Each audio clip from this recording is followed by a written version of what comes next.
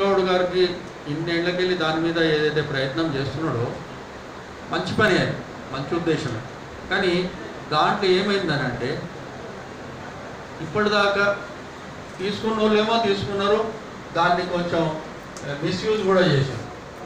Agriculture land అయితే ఇప్పుడు ఇచ్చే సమస్యనే లేదు. ఎందుకంటే గవర్నమెంట్ దళితులకు ఇవ్వడానికి కూడా ల్యాండ్ లేక ఈ ల్యాండ్ కొనాల్సి వస్తుంది. వాళ్ళు ప్రామిస్ చేసిన మేనిఫెస్టోలో ఇస్తామని చెప్పి అన్ని గవర్నమెంట్ చేస్తున్నారు, కానీ ఇవ్వడానికి ల్యాండ్ లేదు.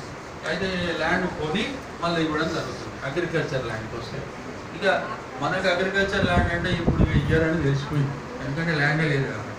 జీవోలు ఉన్నాయి, అన్నీ ఉన్నాయి, కానీ ఏమన్నా అది చూసుకోవడానికి చెప్పుకోవడానికి. ఇక ఏమన్నా ఉంటే మనకు కావాల్సింది ఏంటంటే ఇంకా 300 గజాలు 200 గజాలు ప్లాట్లు కావాలి. అదైతే కంపల్సరీ. ఎందుకంటే ఏంటన్నా పోయి ఒక ఇల్లు వేసుకున్నా కూడా పెన్షన్ వచ్చిన దాంతో మిగతా జీవితం గడపచ్చు.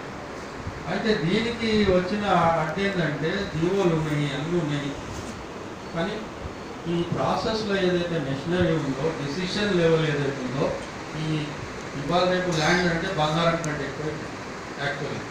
అందువల్ల ఎక్కడ పోయినా ల్యాండ్ ఉంటే ఒక్కొక్కడ మన సైనికులకు మెదక్ జిల్లాలో, కరీంనగర్ జిల్లాలో ఇంకా ఎన్నో ప్లేస్లలో పాపం పైసలు కట్టిన అన్నీ కట్టిండ్రు.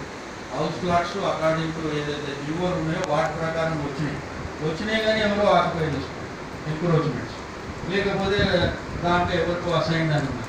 అన్నీ ఒకటి గవర్నమెంట్ ల్యాండ్ ఉంటే ఆక్రమణ గురైన అవుతుంది, లేకపోతే ఖుల్లా ఉన్నా కూడా